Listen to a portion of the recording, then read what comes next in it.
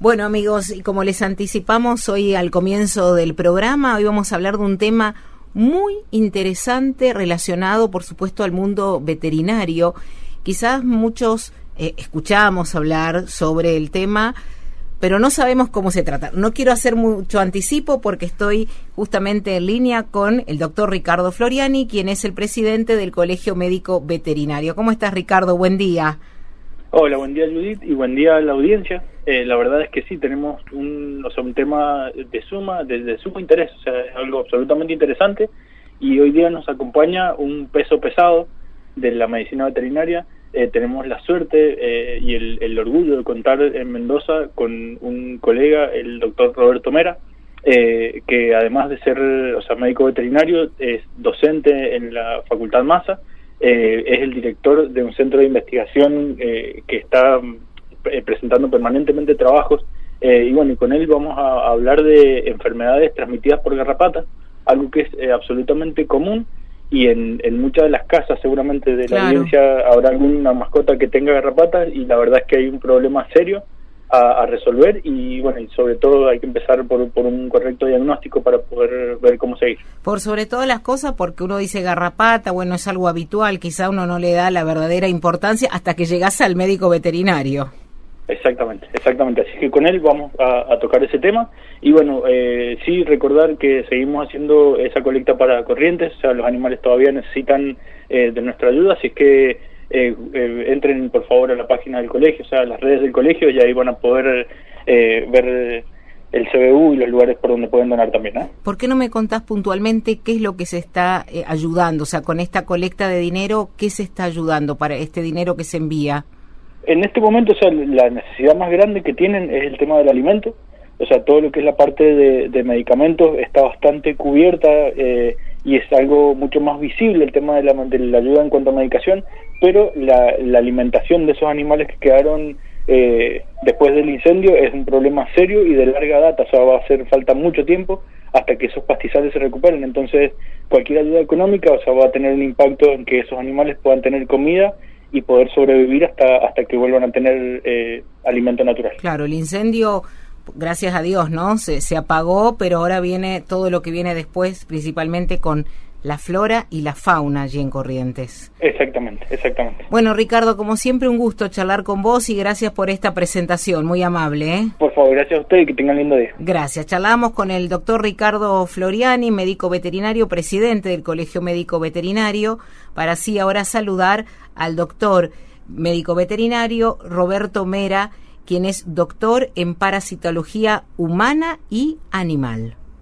¿Cómo le va? Buen día, doctor Roberto Mera. ¿Cómo está? Un gusto saludarlo. Igualmente. Bueno, doctor, recién el doctor Ricardo Floriani nos hacía la introducción sobre las enfermedades que transmiten las garrapatas, que para muchos reconozco que nos parece tal vez hasta ciertamente inocente que nuestras mascotas en la casa tengan garrapatas, uno no le da demasiada importancia, pero cuéntenos por qué sí debiéramos prestar más atención. Sí, el tema de las enfermedades transmitidas por garrapatas se halla en nuestra expansión a nivel mundial, ¿no?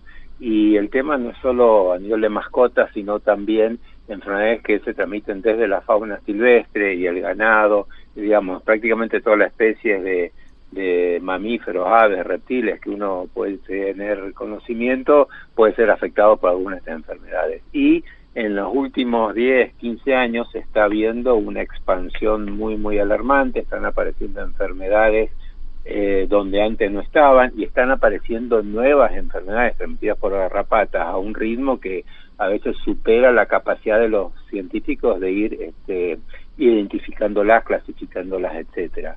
Entonces, antiguamente, digamos, uno antes creía que el problema de la garrapata era la garrapata, pero el problema no es la garrapata, sino lo que transmite la garrapata. Obviamente es un ectoparásito y, digamos, ningún animal y ningún humano estaba contento teniendo una garrapata encima, pero el problema no es tanto la garrapata, sino las enfermedades que nos puede llegar a transmitir la garrapata, tanto en los animales domésticos, animales silvestres, animales de granja, como al humano. Y muchas de estas enfermedades son zoonóticas, o sea, son transmisibles de los animales al humano, ¿no? Entonces, por eso hay que realmente tenerlo en cuenta, y cuando uno piensa en garrapatas, no pensar tanto en la garrapata en sí, sino, digamos, es como un caballo de Troya, ¿no? Lo que lleva adentro la garrapata, ¿no? Claro. Bueno, doctor, a ver, escuchándolo me surgen varias consultas para hacerle.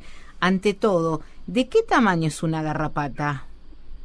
Bueno, tenemos diversas especies, ¿no? Y distintos estadios, pero puede tener estadios larvarios ninfales, pueden tener pocos milímetros, lo que uno tiene que prestar mucha atención para verlo. Si uno no está bien entrenado, puede creer que es una pequeña arañita, digamos, taxonómicamente, están clasificados junto con el grupo de las arañas, así que tiene a grandes rasgos, ciertas similitudes, ¿no?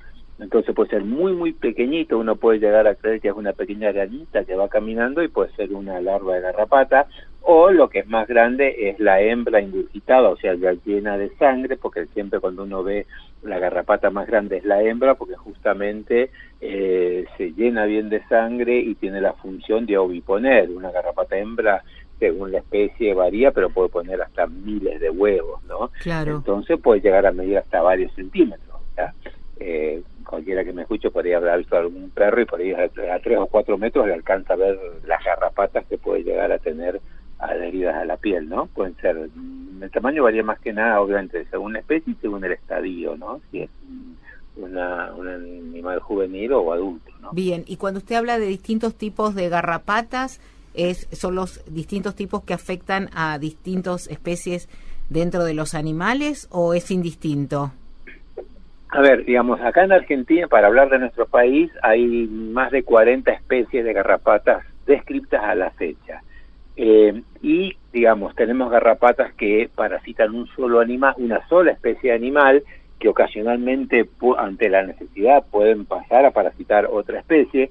Y luego tenemos garrapatas, que esas, por ahí desde el punto de vista epidemiológico, son las más complejas, que según el estadio van parasitando distintas especies animales. Por ejemplo, acá en Mendoza, que hace varios años con nuestro grupo de investigación viene trabajando sobre el tema, ha encontrado una diferencia muy marcada entre las garrapatas que tenemos en lo que es la ciudad, la zona más urbana, y las zonas más periféricas, como por decir Chacras, Luján, etcétera. En las zonas más periféricas están especies de garrapatas cuyos primeros estadios lo hacen en animales silvestres, como diversas especies de roedores o aves, y el estadio adulto lo hace sobre el perro. Entonces, según la especie de garrapata es que va variando de qué se va alimentando. Nosotros hace unos años describimos por primera vez una especie de garrapata en cabras en el sur de la provincia de Mendoza, en San Rafael, y una especie de garrapata que era, hasta la fecha, nunca había sido descrito en el mundo en cabras, sino que había sido descrita en camelios, en vicuñas, en guanacos, etcétera. Sí. Y por alguna razón hizo lo que se llama el salto de especie, y eso se está viendo mucho, y realmente es preocupante, porque justamente estos saltos de especies hacen que puedan saltar enfermedades de una especie que quizá viene millones de años evolucionando con esa bacteria a una especie nueva que no está acostumbrada, y ahí podemos llegar a tener la emergencia de nuevas enfermedades. A recibir, ¿no? este nuevo visitante.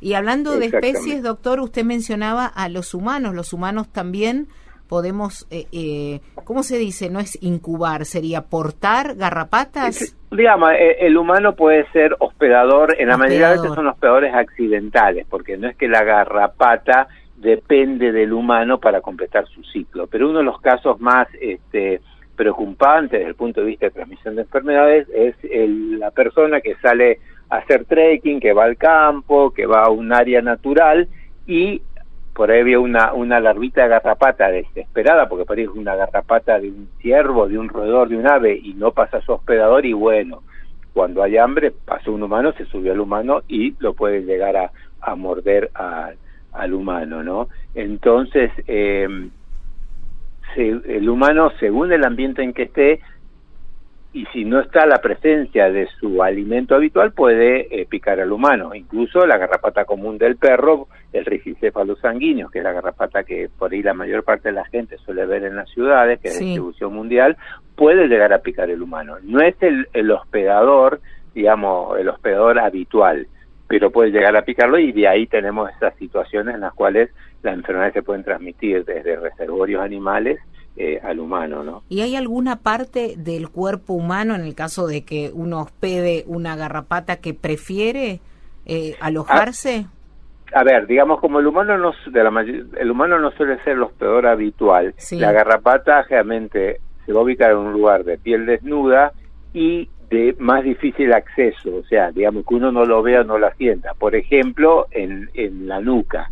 Pero me ha pasado a mí, de estar caminando por la montaña y mirar mis piernas, y por ahí uno iba con pantalones cortos y tenía garrapatas adheridas a la pierna. Uh-huh. Digamos, la garrapata es una cazadora prácticamente, o una emboscadora, se ha visto ambas conductas, Sí. y tiene mecanismos evolutivos muy, muy desarrollados, y ellas están en la punta de la vegetación esperando que pase su almuerzo, digamos, ¿no?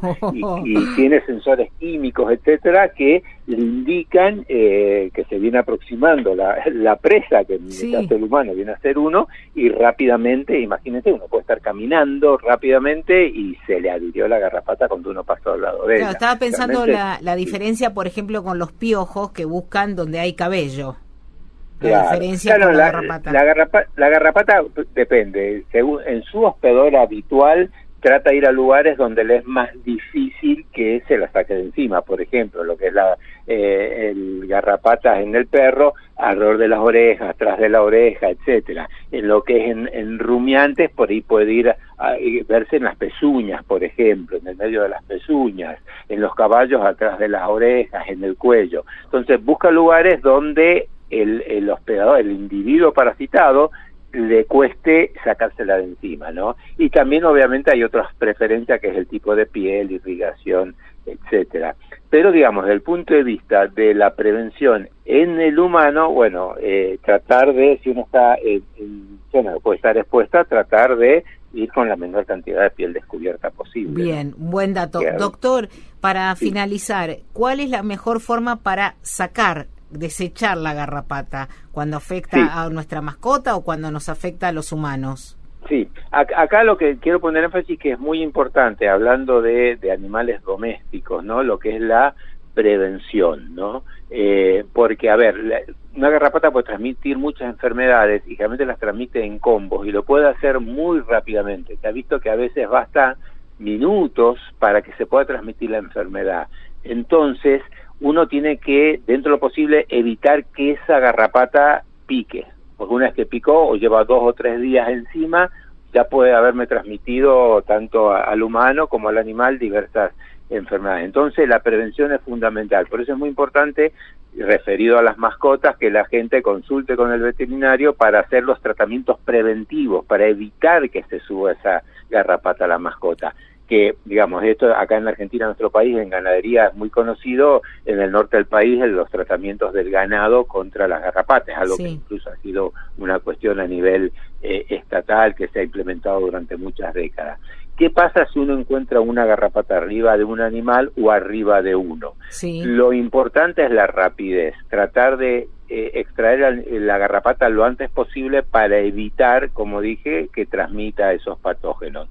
Pero no hay que, primero, no reventarla, ¿ah? Uh-huh. Porque hay algunos patógenos que se pueden transmitir si yo rompo la garrapata, ¿entiendes? Sí. Entonces, lo ideal es con una pincita, puede ser una pincita de depilar, tomarla lo más cercano de la base, digamos, de donde está el piquito de la garrapata, para hablar en términos comunes, Sí. y con presión suave pero constante tratar de retirarla.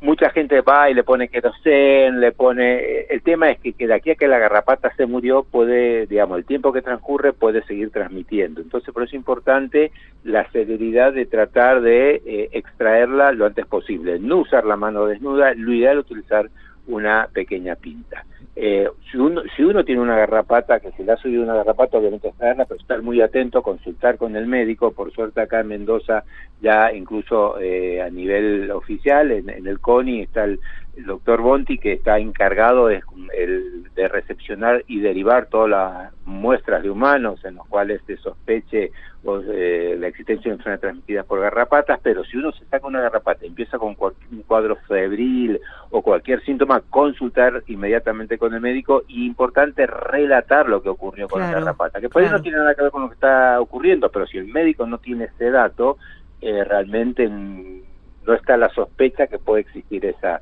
enfermedad. Y produce picazón, ¿no es cierto, doctor? ¿Cómo? Produce picazón. Puede haber picazón, puede haber incluso una inflamación alrededor del sitio de la picadura, pero vuelvo a repetir, lo más importante no es la garrapata, sino lo que hay adentro de la garrapata, ¿no? Uno clásicamente pensaba en garrapata y uno pensaba, bueno, muerta la garrapata se acabó el problema. No, uno mató la garrapata, pero capaz que la garrapata ya transmitió la enfermedad. Entonces es tan importante la prevención. En humanos, si uno es picado por una garrapata, tomar las precauciones para retirarla, y hoy por hoy en YouTube hay videos de organismos oficiales que realmente esto que yo digo verlo es mucho más fácil de entender, y consultar con el médico. Y con respecto a los animales domésticos y de granja, etcétera, el control veterinario preventivo es fundamental, porque digamos, una vez que ya están todas las garrapatas encima, y uno, para evitar la transmisión de la enfermedad, ya llegó tarde. Bien, por último, ¿no? Doctor, y muy breve, pues estamos pasados de tiempo, pero muy breve, ¿cada cuánto tiempo hay que colocar este medicamento a las mascotas, perros, gatos que tenemos en nuestro hogar, eso que se le coloca el líquido en la nuca? ¿Cada cuánto tiempo? Bueno, lamentablemente no hay una fórmula fija, depende del producto, depende de la época del año, depende, porque a veces los ciclos, en época de calor los ciclos son más cortos, así que ahí tiene que consultar en el caso de los animales, consultar con el veterinario, y según el producto le va a saber aconsejar con qué frecuencia, ¿no? Porque depende del producto y depende mucho de la situación epidemiológica del momento. Claro. No es lo mismo en invierno que cuando tenemos una ola de calor, o incluso por ahí en invierno hace frío, pero vienen días cálidos y ahí las garrapatas se activan y puede empezar la transmisión de enfermedades, ¿no? Bueno, sumamente interesante este tema. Hemos aprendido en estos minutos muchas cosas relacionadas a estas enfermedades, además lo que usted explicaba que transmiten las garrapatas. Seguiremos charlando en otro momento seguramente. Muchas gracias, muy amable. Gracias a ustedes. Gracias.